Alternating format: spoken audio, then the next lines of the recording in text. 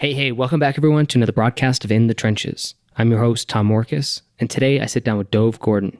Dov is a coach who helps consultants and experts get ideal clients. And today we talk about just that, including how to craft your tagline or hook so you can get more clients. And that's where the bulk of today's conversation is focused.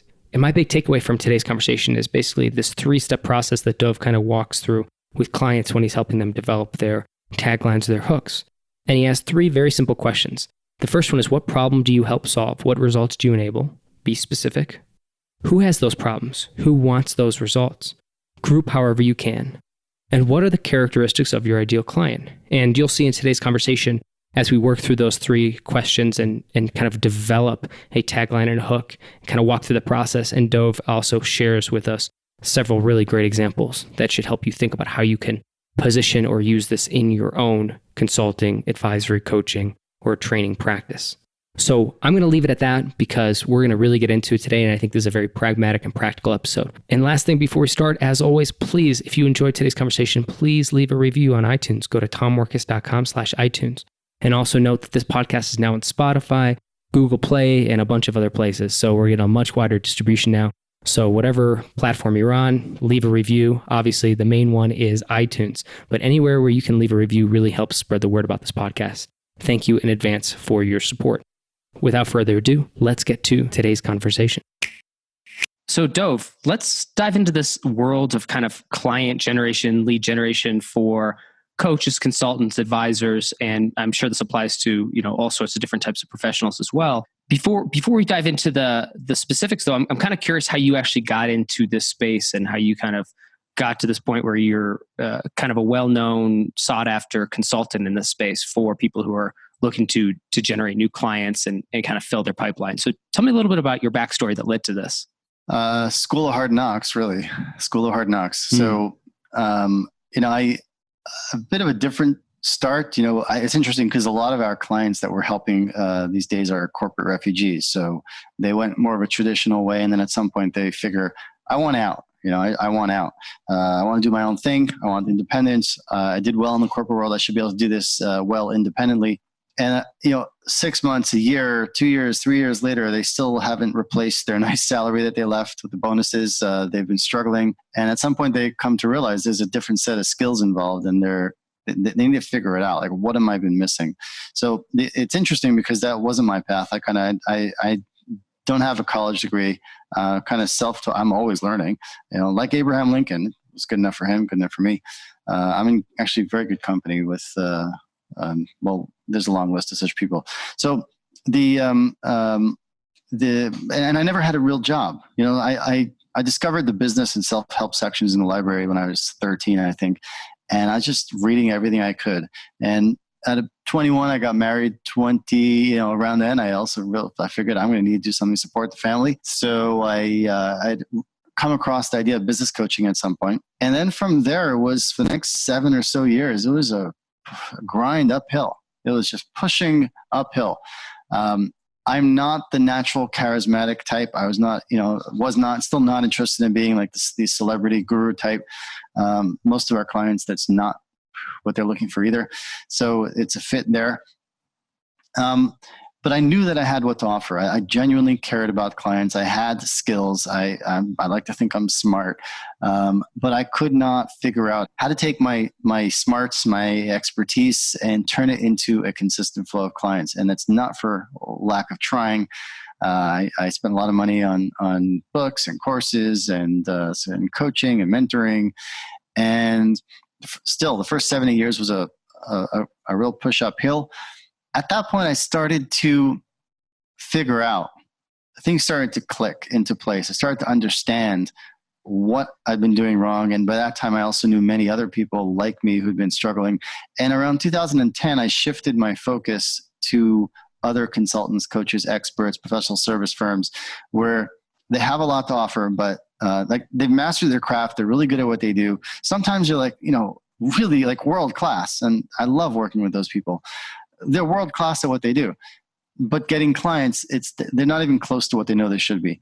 So I tend to be kind of analytical, structured thinking, and through suffering, the pain of all the the frustration over the years. I seem to have a good ability to distill it down to the essence and then communicate that and teach it to others so that they can avoid at least some of the frustration.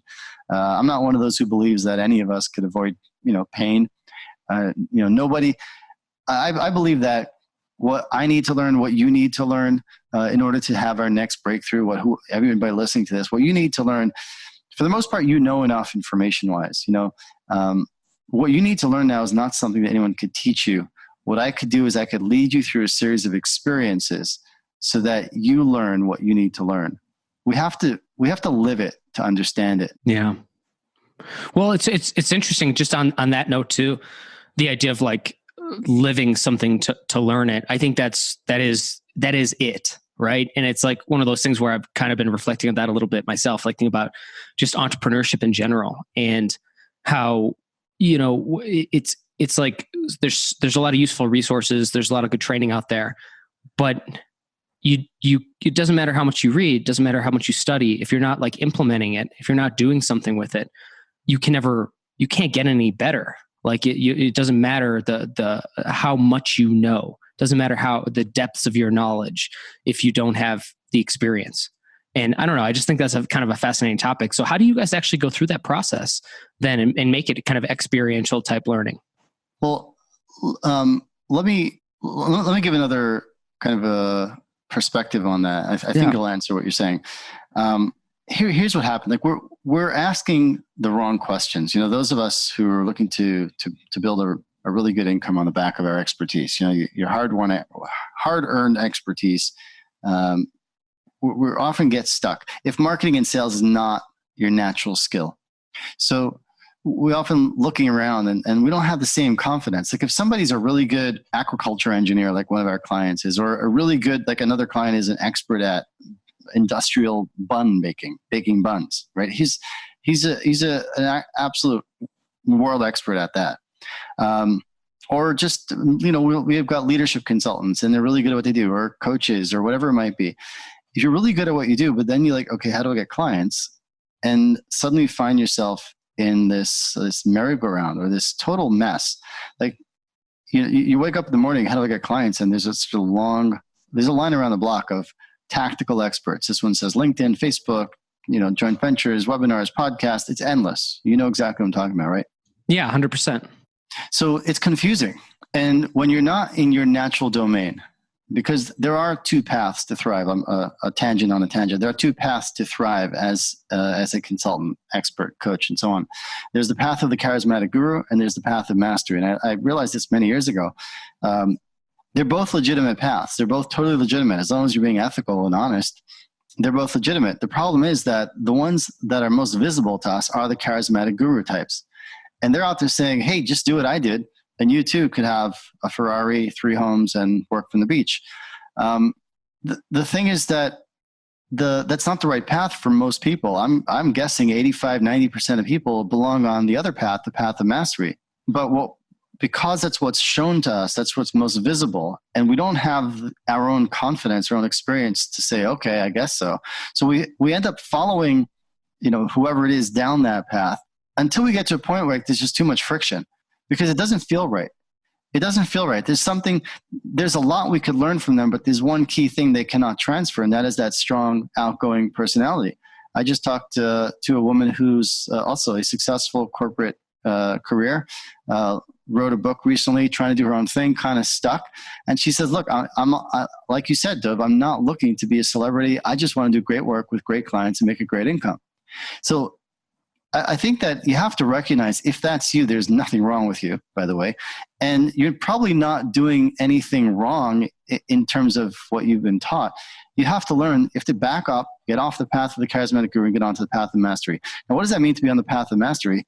It means that you don't have to, you're not looking to rely so much on strong personality. Instead, you're looking to rely on mastery of what is it that leads people to notice you and want to buy from you. So the way I see it is that in order for somebody to go from total stranger, never having heard of you, to where they're happy to hand over a nice amount of money to get your help, there are only 3 questions that they need to answer yes to.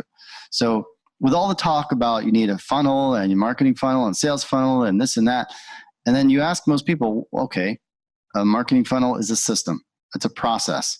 Every system or process has an objective, a goal. What's the objective? Why do I need a marketing funnel? Why do I need a marketing system? And I bet most of the time you hear something like this. You hear, so that you can fill your pipeline, so you can get leads, so you can close deals. And that's all true. But then I say, okay, so now what do I do? And you don't actually have any real understanding of what the purpose is. And I'm going to prove it to you by sharing what I think is a deeper understanding. And to me, the purpose of a marketing funnel, it's simple. It's to lead your ideal client to answer yes, yes, and yes. There are only 3 questions. I started saying that a moment ago.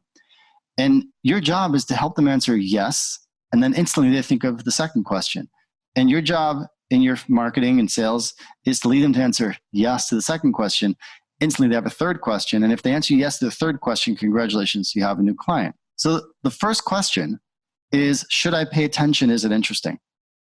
So again, maybe they hear me on a podcast and they ask, should I pay attention? Is it interesting?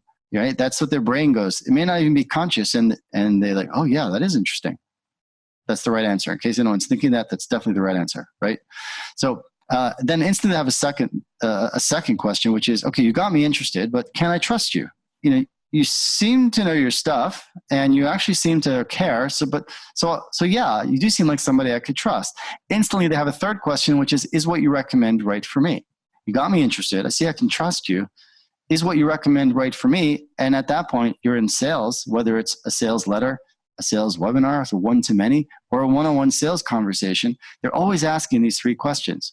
And if you lead them to answer yes, what you recommend is right for me, congratulations, you have a new customer. So you ask me, how do we lead people along in this way with the experience?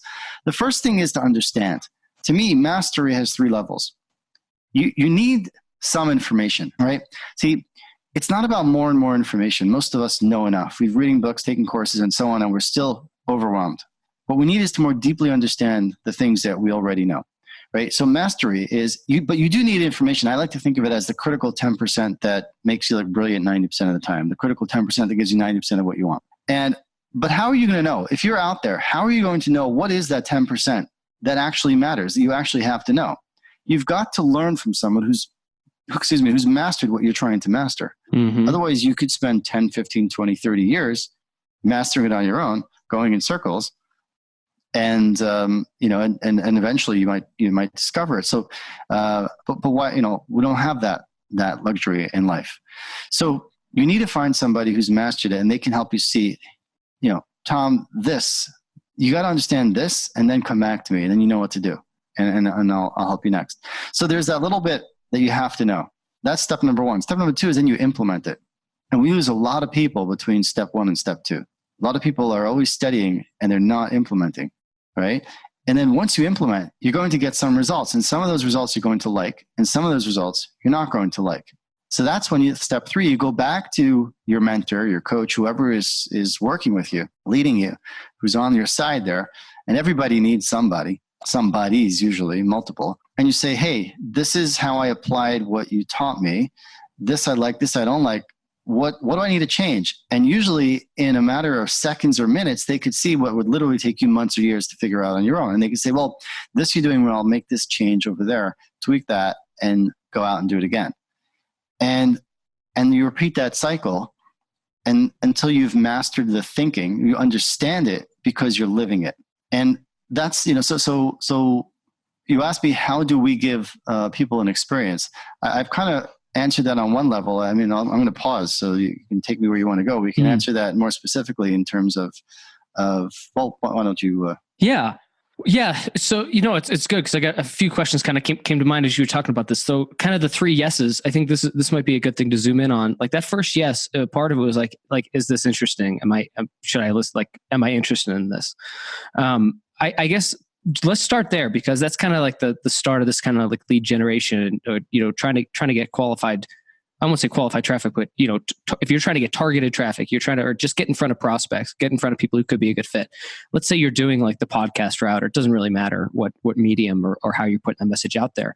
But I guess I wonder in terms of like, what are the things that people should think about in that context, like in terms of the content they should be putting out or what they should be doing that would let somebody then, their ideal client, think, oh yeah, I am interested in that. Does that make sense? Like what is interesting content? Yeah, absolutely. So that's a great question. And there's a really good answer, I think, a simple answer. So I had that many years ago. I was looking back and at a moment of deep frustration.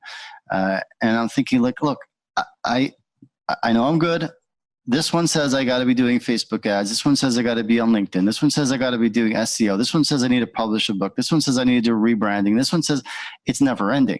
And I realized like I can see that each one of those tactics could work and every one of them could fail.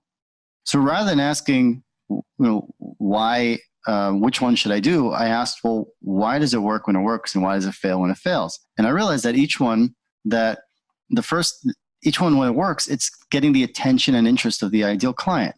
That's the first question, right? So and that's what you just asked me, how do you get their attention? And I reflected on that further and I realized that, well, you'd think that there are a lot of different things that can get different people's attention. How do you know what to talk about or to write about to get your ideal client's attention? I realized that we can actually distill it down to just two things. The only two things that anybody is really interested in. And that is if you talk about a problem they have and don't want, and or if you talk about a result they want and don't have. So if I'm talking about my methodology, if I'm talking about my experience, you may or may not be interested. But if I'm talking about a problem that you have and don't want, if I'm talking about a result you want and don't have, you absolutely will be interested. So the first challenge is to craft a simple, compelling, head-turning message, which is dependent upon you getting a deep insight into your ideal client. And I can give some examples of this if you'd like. But was that clear? Oh, yeah, that's great. Yeah, I keep rolling with this because I'd like to, some examples would be great. So, a number of, these are some examples that I've helped clients develop. And this is really like, this is what I think of as marketing helium. Like this is the essence of it. As I was saying, every tactic could work and every tactic could fail. So what's the difference? If you fill it with, it's like a balloon. If you fill a blue balloon with hot air and a red balloon with helium, and then you leave go, you're not going to say, well, red balloons fly and blue balloons fall. Even if you didn't fill them, you're just watching someone else, let the two balloons go. That one had helium and the other one was just filled with their own hot air. It's the same thing with marketing tactics and sales, right? They can all work. So you have to fill it with what I think of as marketing helium, which simply means you've got to get into the mind of your ideal client. You study direct marketing. I know anybody who studied direct marketing has come across the old, I forget his name. I never actually read the book, but I've heard it quoted so many times, where he says that good advertising enters the conversation going on in the mind of your ideal client, your customer. You've heard that, right? Oh yeah, definitely. So I was thinking about that one day or more than one day, and I'm thinking, well, okay, well, what is the conversation going on in my mind, in your mind, and in everybody's mind? We're all thinking about only two things. We're thinking about a problem I have and don't want, result I want and don't have, or I'm thinking about instead of a result, it could be an experience I want and don't have. It's just another version of the same thing. And I realized that, okay, enters the conversation going on in their mind. If most of us don't feel understood. Most of us feel like, it's rare to really feel that somebody deeply understands you. And when they do, let's say, if someone comes along and you're sharing something you're struggling with and they say, oh, you mean like this, that, and that. And they've just articulated what you're struggling with more clearly than you did yourself. There's this relief that we feel. It's like, wow, yeah, that's exactly it. You get it. And it's almost an impulse that we have then to then ask and say, wow, Tom, you really get it. What do you recommend? What do you think I should do? Now, you may or may not be qualified to answer that, but we just assume that if you understood me, you probably also know what I should do next. And that's the position that we're looking to put ourselves in as experts, as consultants. The first thing that we want to do is get the attention and interest of our ideal client so that their brain goes, should I pay attention? Is it interesting? And then you're able to speak aloud what they're feeling and thinking in their mind as clearly or even more clearly than they could themselves. And that leads to like, whoa, you get me. Wow, you really understand me. And then they're like, well, who are you? Can I trust you? Are you for real? And they want some kind of experience. It's the second question, which then leads them, wow, I could trust you. You really get me. What do you recommend? So that's the flow. Back to you. Did I answer your question? Oh, yeah. Well, I didn't, because you were talking about examples, right? Let me pull up. Well, yeah, definitely examples. Yeah. And I'll bookmark this because I do want to move through the rest of the sequence too. Like once they do trust you, next steps and kind of closing the sale. But before we get to that, let's talk a little bit about the examples. All right, great. So examples. I work with a leadership consultant. We work with many, just a few examples that come to mind, right? So she had been the head of marketing for $1 billion construction firm. And we talked about this. I think we mentioned it before, Russell. That there's there are a number of people leave the corporate world and often discover that the skills are not the same, right? We talked about that. So, after a year or two, I forget how long it was, she found that she wanted to be doing leadership consulting. Instead, she found herself doing small local websites for people, and nothing wrong with that, but that wasn't what she wanted to do. So somehow she found me, and I said, okay, make a list of the problems you can help solve, the results that you can enable. And she did. And I looked over her list, and we're looking for specific problems, specific results. And this is something that a lot of people resist, and we can address that in a minute. But I looked over the list and I said, there you go. That's it. You can build a business on that. And what I saw became the message. I helped her craft this message, which is, instead of saying I'm a leadership consultant, or I help you get, deal with employee engagement, or whatever it is that we hear all the time, that it's so trite and so meaningless. So instead of I'm a leadership consultant, now she says, I help you solve the problems you have from that employee who's too valuable to fire. I help you solve the problems you have. I help companies solve the problems they have with that employee who's too valuable to fire. Now imagine my client and a competitor, and they're both introduced to the CEO of $1 billion company. Definitely has a need. There's always a need for this type of consulting there. And the CEO turns to the competitor and says, what do you do? And she says, I'm a leadership consultant. We help with employee engagement, team building, and so on, all that. And the CEO, a potentially great client, is thinking, yeah, we've cycled through quite a number of you. And then turns to my client and says, and what do you do? And she says, well, I help companies solve the problems they have with that employee who's too valuable to fire. And not only can you hear the difference, but you can feel the difference. Can you feel the difference? Oh yeah. I mean, it's night and day for sure. But keep going with this, because maybe we can explore this a little bit too, in terms of like the crafting of this message, because part of me thinks, like, I love it because it's crystal clear. The other question I had or thought on that was why that angle? Because I'm sure she could have taken that same kind of approach to other challenges, but why that one? And does that work? And would she be restricting, like, by being that specific, does she hurt herself at all? So I remember I said just a minute ago that people resist this. That is precisely the reason people resist it. They think to themselves, well, if I'm that specific, I mean, I can help with employees who are too valuable to fire. I can also help with team building. I can also help with strategy. I can also help with whatever it is they can also help with. And they won't realize that I can help with all these other things. And if I'm that specific, I'm going to lose out on opportunities. So instead, we go up, we talk higher and higher levels, right? We go up a level, higher. And we end up sounding like everybody else that way. We're so broad. I help you with employee engagement and all that stuff.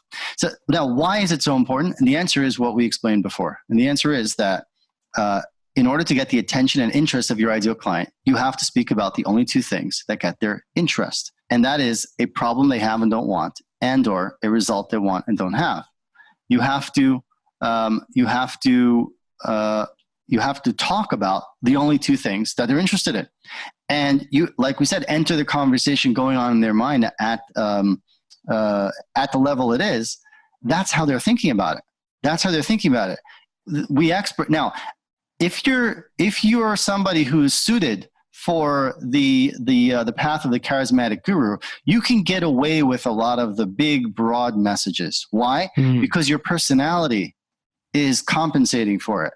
However, if that's not who you are, personality-wise, it's almost never going to work for you. And this is something that took me many years to figure out.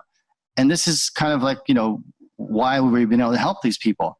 Because yes, of course you could do many things, but you know what else? And I promise this to them, and it happens all the time. If you are the one who could tell them, I help, companies, like the example I gave, right? They're going to say, wow, yeah, like you get me. Wow, that's interesting. I also have these other problems. Do you deal with that too? Mm-hmm. So instead of kind of talking at such a high level, yeah, we deal with employee engagement, which makes you sound like everybody else, which is not entering the conversation going on in my mind or the mind of your ideal client. And you lose them before you even have a conversation. Instead, you get their attention and interest. They go, wow, yes, that is interesting. And now they want to know more. Got it? Oh, yeah. This is good. Excellent. So, all right, another example. Life coach, right? We worked with a woman who was a life coach, and she was actually doing pretty well, right? Unlike many life coaches, right? She was actually doing okay. And she came to us and she wanted to do better. She knew she could do better. Now, instead of saying I'm a life coach, which nobody wants a life coach, not even life coaches hire life coaches.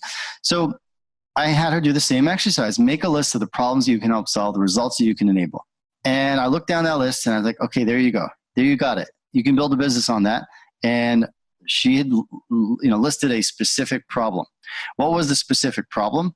I don't remember exactly how she worded it, but her message that she's using now, as far as I know, is I help women who wake up each morning thinking, if I'm so successful, why am I so unhappy? Now, again, that's not just intellectual. You could feel the difference between I do life coaching for women, or I help women step into their power, or some of the other type of stuff that we hear all over the place.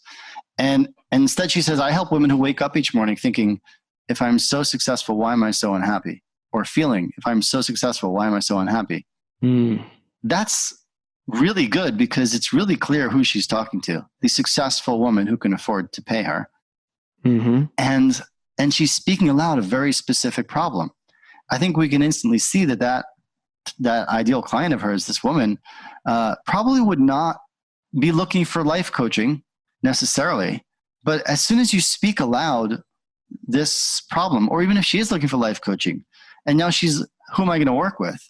It comes across your message with whatever tactic, Facebook, podcasts, webinars, joint ventures, articles, whatever. Everyone could work and everyone could fail as long as it has marketing helium. And this is what we mean by marketing helium. I'll give a couple more examples. So another life coach example, you'd think we deal with a lot of life coaches. We actually deal with many more consultants in small professional service firms, but also coaches. There's another coach who was also struggling to focus, trying to sell life coaching. Doesn't work because no one buys it. And instead of talking about life coaching, now she talks about, I help families, I help parents calmly take control after your teen drops a bombshell. I help you calmly take control after your teen drops a bombshell. Anybody who's struggling as a parent of teenagers knows that there's going to be a bombshell, or there was a bombshell, or there's another one. And then once she got their attention and interest with that, she offers a free stop walking on eggshells consultation. Stop walking on eggshells, because a lot of parents end up in a place where they're just afraid of setting their teen off. So you see how that flows. And it's like magic when you have a simple, compelling, head-turning message. It's like magic when you deeply understand the ideal client. And if we're going to go back to what we talked about at the beginning, right? This is, how do we give somebody an experience? Nobody listening to this, if you studied any marketing, if you need a message, you need a niche and so on, and you need a message. And I bet, most people, if you don't belong on the path of the charismatic guru, it's something you struggle with. And it's just something we struggle with. It's hard because we've got to get into the mind of the other person. When we're working with somebody like this, we give them the understanding of what this actually looks like. And then the experience of developing it for themselves with feedback. Like, you hit the wall and then, or this is how it works. Now do these exercises and then come back to me and we give feedback. I don't do like highly leveraged stuff. We work with people really hands-on in a very small group. And honestly, I'll say a competitive advantage that I have in this world is relative to a lot of the people that are much more famous online is I don't have a dream to build a multi-7-figure coaching business and scale. It's just not It's just not my dream. I love working with people who are really good at what they do. and just really helping them and start to see the light bulbs go on. And it doesn't have to take a long time. In 4 weeks, we can help you have a simple marketing and selling system that works. I'll say one more thing if I can. I wrote what I call my manual, how to systematically and consistently attract first-rate clients. And I sold it for $5. For 5 years, we sold it for $97. $97 for 5 years. And I'm giving it away for free now. If I can give away a link, I'll just say that. It's dovgordon.net/Tom Morkes, TOMMORKES, just to your listeners. And I'm just mentioning it because we're not going to be able to go into everything in depth. And this is about 90 pages. There's zero fluff in it. I've gotten so many letters from people, emails really, LinkedIn messages. People like, oh, I love your manual. I'm using it. I printed it out. I'm working through it. So that's available if anybody wants to go through this and get deeper or more detail, because there's no way we can cover everything. So I prepared that. I know. Yeah. I'm going to be downloading it as well and make sure that's linked up in the show notes, but definitely check that out if you guys are interested in the conversation we're having right now. I think it'll be just a great resource. Yeah, thanks. So dovgordon.net/Tom Morkes, our host. So where were we? Okay. Some more examples, or we did examples. Well, I had a question. So, and maybe you can answer in this context too, but so one of the questions I had was, and I think you kind of alluded to this with one of the first examples you gave, where it's like, and I find this is a common occurrence amongst the people I work with who are doing coaching, consulting, advisory, or freelancing agency type work.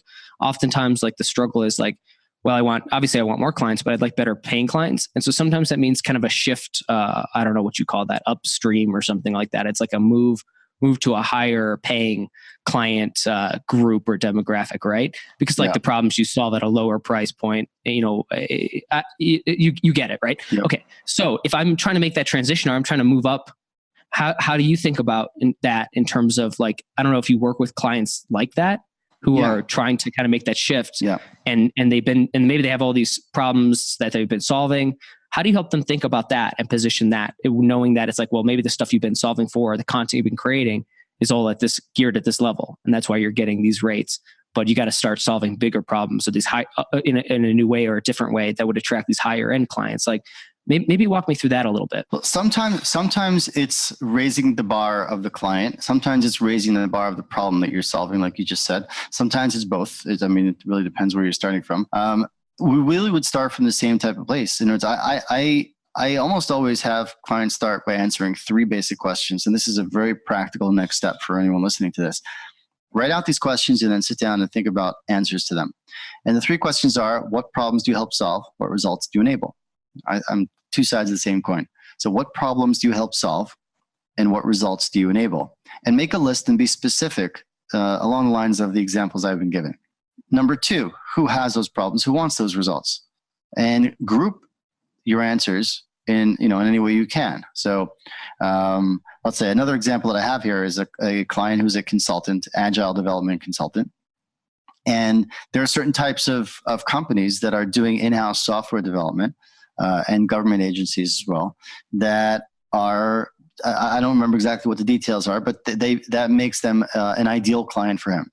So what are the problems that he can help solve? What are the results he can enable? Who has those problems? Who wants those results? And the last question is, what are the qualities and characteristics of your ideal client?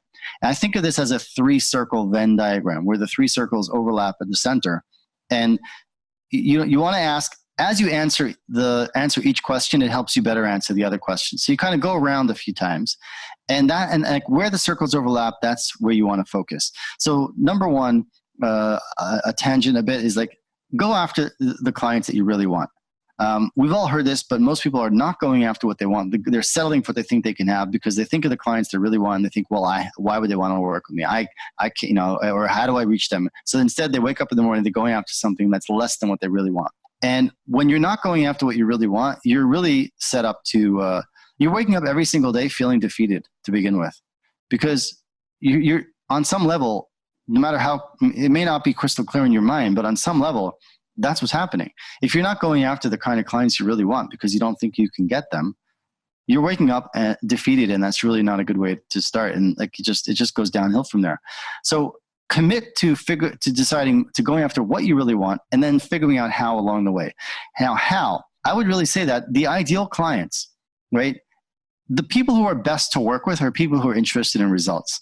And the more fluffy what you're selling, the more corporate babble you have in your marketing, the more likely you are to end up doing business with people who are more interested in, feel like they're being busy and doing something to prove to somebody else they're doing something, rather than people who are actually interested in results. So when you have messaging along the lines of what I've been laying out, you're appealing to people who are interested in real results, real change. And those are the people who are a joy to work with, because they don't really care about anything along the way, as long as they're going to get to the result. And they're going to get, they're going to learn the skills or build the systems, whatever it might be, depending on what you do, so that you can get there and that it's solid and long-term and valuable. So that's generally how it goes. And sometimes, yeah, you have to deal with a bit of a different problem. You have to recognize that, oh, you've been short selling yourself. You have this or that expertise, and you've been so focused on your methodology and how you go about doing your thing that it's keeping you focused on this small piece of it. But look up, and suddenly you realize that your same skill set could be used to solve a problem that's 10 times, 50 times, 100 times more valuable for a higher, perhaps more lucratively positioned person in the same company, even sometimes. And now it's just a question of, okay, how do we get that person's attention? Well, I need a message that's based on market helium for that person, and so on. Yeah, this is really fascinating. And just real quick, I know you mentioned that resource. Does the resource kind of go into some of the stuff that we've talked about? Oh yeah, this and more. Perfect. Yeah, the manual, how to systematically and consistently attract first-rate clients. Yep. dovgordon.net/Tom Morkes. Yep. All right. People are listening. Yep. Perfect. Yeah, no, I want everybody to get that for sure, because I know we just don't have enough time to go through all this, but that's fantastic. I wanted to shift to the right then, because I think that's a really good place for people to get started. Obviously not comprehensive enough for people to, but hey, that's why there's the manual, and, reach out to Dov and check out his stuff. But let's talk a little bit about, once that you've gotten the trust, and let's say somebody inquires and they want to work with you. I think that another struggle and challenge then is that piece. It's like kind of closing the sale. And I'm going to zoom in specifically, not just say closing the sale, but specifically the context of when people call, or these prospects, they call, you get, or whatever it is, however you're communicating. Let's say you get on a call, and it's like, and they struggle with being, it becomes kind of maybe a conversation of like what you do and how you can do it, versus like kind of taking next steps to close. And so I've seen this in some of the people I coach, not on the coaching front. We do product launches and stuff like that in lead gen, but I've noticed that's one of their other bottlenecks typically. Then is, once they've gotten the new lead, it's like closing that lead, or turning that into a new paying client. So I'm wondering, like, what's your perspective on that piece, to ensure that, like, when you get to that point where they trust you and they think you have a solution for their problem and it kind of all makes sense to them, what are the next steps to actually like complete that?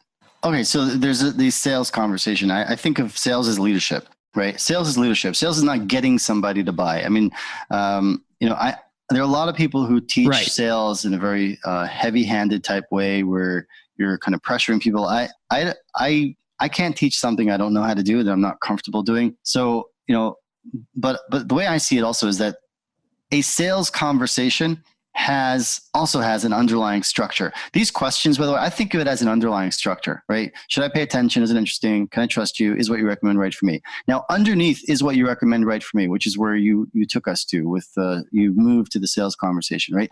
Underneath there's also a 3-question structure. And I call it structure because it's like it's immovable.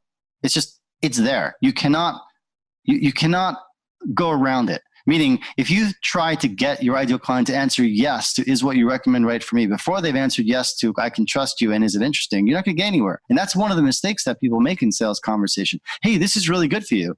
Hey, check this out. You're going to really like this. You really need this. But wait, I don't even know if I can trust you. I don't even know if this is interesting. Got it? You see how we get ahead of ourselves. So underneath that third question, there are 3 questions that every prospect or potential client is asking themselves in the sales conversation. The first question is, does he understand me? We've all had the experience of talking to a potential client, of being sold to, right? You're wherever you are, in a store, let's say, and someone is trying to sell you something, a TV or whatever, and you feel like they're being pushy, and like your brain is resisting because you don't feel they understand you. You don't feel they understand where you're coming from, where you're headed, why you're even buying this, and what problem is trying to help you solve, what results it's trying to enable, but they're still making the recommendation. So the first question that comes to your mind is, does he understand me? And if your brain goes no, then you're backing off. So people, if you want to lead this to a close, you've got to make sure that before you're pushing a close, they have to feel understood. The second question that the ideal client thinks to themselves is, okay, wow, you really do understand me. What do you recommend? Okay, what do you recommend? Now, again, we've taken that third question from the marketing flow, and we're dividing it into three sub questions that happen in the sales conversation. So, does he understand me? Wow, you understand me. What do you recommend? And then the last question, is yours an offer I can't refuse? All right, is it an offer I can't refuse? Is it easier for me to say yes than to say no? So, everybody would like to accelerate the sale. Now, here's the thing: I don't know. There are people who say how you can you could create urgency for them and so on, and sometimes you can accelerate with an incentive and so on. But ultimately, at the end of the day, the person buying, it has to be there to solve a problem they have and don't want, get a result they want and don't have, get an experience they want and don't have. Without that, they're not going to buy unless you kind of push them into something they don't want. Especially if you're dealing with consulting and coaching and professional services, and they shouldn't buy it. So there really has to be some underlying real need. Now, again, sometimes it's not a need, but it's a want, and that's totally fine because an experience they want and don't have, or something that would be fun. But if it's not there, so I don't really see. I'm not one of those who tries to force or pressure or create something that's not there. But the real job of a salesperson is that when it is there, leading them to the close, leading them to recognize, to understand that, and you do that by making by doing a good job on the earlier part of the sales conversations. They really need to feel you understand them, and they really need to feel that that your recommendation is thought through and makes sense for them. And I think that a lot of the trouble people have with closing is either because they're trying to close somebody who this is not one of their most frustrating, most burning problems they have and don't want, results they want and don't have. Either that, so it's not really the best prospect on that level, or you're trying to close them before they really feel you understand them and that your offer is a fit. So generally the answer is slow down, roll back a little bit, even start over and say, look, or another very common is that you're not really dealing with the decision maker. I mean, that could be more common than anything. But the person that you're talking to doesn't really have the ability to say yes. All they can do is say no or some version of that. Does that help? Yeah, that helps a lot. That's super clear. And I agree with you. It's I don't see the value in trying to increase urgency or scarcity in this type of environment. I can get that for certain types of products or B2C type stuff, but in the consulting, coaching realm, that just wouldn't make sense to me. So I'm glad you kind of pointed that out too, that it is really focused on solving that problem and being able to articulate it. I think this is a really good place to kind of wrap up, because I know this is kind of the end of our time together anyway. So Dov, I know you already mentioned a resource, but people are going to be interested in learning more about this. Where can they reach out to find you, connect with you, and learn more? I'm at dovgordon.net. That's D as in David, OVGORDON.net. And the manual we talked about is at dovgordon.net/Tom Morkes, TOMMORKES. And it's good stuff. If anyone starts reading the first few pages, I think you'll be hooked. And then, we have a 4-week program called A Force to be Reckoned With, and that's been working hands on. And if anybody liked what they heard and they want some help, we're always happy to help. Yeah, no, Dov, this was awesome, man. I was taking a lot of notes, so this is fantastic. Thank you so much for being on In the Trenches, man. This was a real pleasure. Thank you. Let's climb out and go get a drink. I love it. Are you trying to grow your online business, but struggling to get new customers consistently and predictably? Are you tired of working nonstop only to see your income plateau? Are you ready to step off the hustle hamster wheel, as I call it, and step onto a path of predictable profit that you can scale as much or as little as you want? Don't worry, you're not alone. I've been there. When I first got started, I didn't have a clue what I was doing. So I started reading blogs and listening to podcasts by people I respected and wanted to learn from. I slowly but surely put their recommendations into practice. But because I wanted to do it all myself, maybe you're something like that, right? You love to do it by yourself, learn through trial and error. Well, bottom line is it took forever. Results were unpredictable when I was first getting started. I wasn't sure where to spend my time, money, and energy, and shiny penny syndrome got the best of me on more than one occasion. For many entrepreneurs, the amount I sacrificed, working literally nonstop in some cases in my spare time, and 12 and 14-hour days routinely after going full-time, combined with the endless fog of war, aka that uncertainty that I had to deal with at all times because I was going it alone, I think that would have been enough for most entrepreneurs to throw in the towel. But I was persistent, focused, and I stayed humble. Day after day, I worked to grow the traffic to my website, increase my list of subscribers, and generate a healthy living for my ebooks, e-courses, and other digital products. At least that was the goal. But maybe more important than the work was that I paid attention to what I was doing, including what worked and what didn't.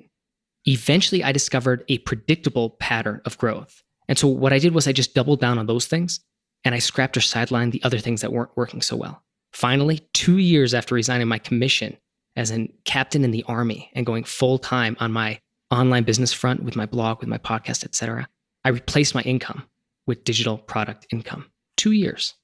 And so if that's where it stopped, I would have been happy with it. I would have been happy with the results. I wouldn't have complained. I would have been very content just replacing my income. But the bottom line is it was so much work. I wanted to, see if it could go somewhere else, right? So I just kept doing what I was doing, but better, faster, and more effectively. Again, just kind of applying the same system that I discovered from seeing these patterns emerge, right? So I implemented it, I kept doing it. And eventually replacing my income turned into doubling my income. And then that turned into a little bit more and a little bit more. But not just that, it afforded me the freedom to dictate my day and also choose the projects I want to work on the schedule and on the timeline I want, and to work with the people I want to work with. And to me, that's like a whole new level of freedom, especially coming from the military. It's something I've never really had that level of complete autonomy until I became my own boss. I started my own business, and until it became profitable enough for me to start to take a step back and actually reap the rewards of it. Because it's not all just working. And I do believe it's hard work. And I'll always say that. Nothing about doing this stuff is easy. But at the same time, you've got to reap the rewards at some point and take some of that profit, even if you're just reinvesting it into new assets and things like that. Bottom line is, it can't just be work, right? Entrepreneurship and business is about that result that occurs, the value you've created and the profit, that piece of value that you've captured, okay? And you want to be able to reap the rewards of that profit, of that value, that little sliver of value that you get to capture, that you get to net, right? You want to be able to take advantage of that. Otherwise, the entrepreneurship game really does become just a grind. And for, I think, a lot of entrepreneurs, unfortunately, it becomes meaningless, and that's when they quit. Well, for me, I love this stuff. I really, truly do. I mean, it is my thing. And so that's why I didn't just stop where I was at. I've stayed committed to learning everything I can about all aspects of this online business world and this online marketing world. And I do this through real world application. In other words, I'm currently growing several online businesses, and I'm always putting my ideas to the test in real time with my own money, with my own time and energy, oftentimes with employees, a lot of some stuff more advanced, some stuff more simple, but so varying levels of complexity, and again, in different spaces, different niches. And I can say, bottom line, I've always loved the startup hustle, but I gotta say, it's nice to now be in a position where I can get big results with much less effort, thanks to having built the foundation of my business the right way. And again, I did it all through trial and error, but I don't think that that's the way that everyone needs to do it. And in fact, looking back on it, if I had to redo it, I don't know if I would. It was so difficult to just go it alone and try to figure everything out by myself. So one of the things I've tried to do is give back with this podcast, with my blog, and with my newsletter. But maybe even more rewarding than any of this stuff, while I've enjoyed all of it, I think the thing that I'm enjoying the most, that I find most engaging and rewarding, is the premium business mastermind and coaching program I run called 100K Academy. Inside 100K Academy, I help ambitious entrepreneurs who are very driven and excited to be doing what they're doing. I help them grow their reach, their influence, and their profit using my proprietary marketing system. That's the same one I use to scale my own online businesses from 0 to multiple 6 figures and beyond. And the same system I use to help my clients reach the New York Times, Wall Street Journal bestseller list, set Kickstarter funding records, and create viral product launches that have turned into predictable revenue streams. So lots and lots of case studies that you can find at tommorkes.com. If you're curious, just go to tommorkes.com/about, and that'll get you started. Most importantly, this system is one that 100K Academy members and alumni have used to achieve tremendous results, like Alexa, who used to have her most profitable year ever, Or Tina, who used it to make 5 figures from a sales funnel that she can now replicate and scale. And that's exactly what she's doing. Or Carrie, who made over $75,000 in just 7 days. And the crazy part about his story was that his online business was actually a side hustle up until that first profitable launch, which he has then been able to grow and scale. And he subsequently quit his job following that very successful week. And I think that that has been just a game changer for Carrie and the life he's living, the work he gets to do, and the impact he gets to make on the world because of the great work he's doing now, because he was able to figure out a system that would get him the targeted traffic, the subscribers, the sales to grow a profitable online business.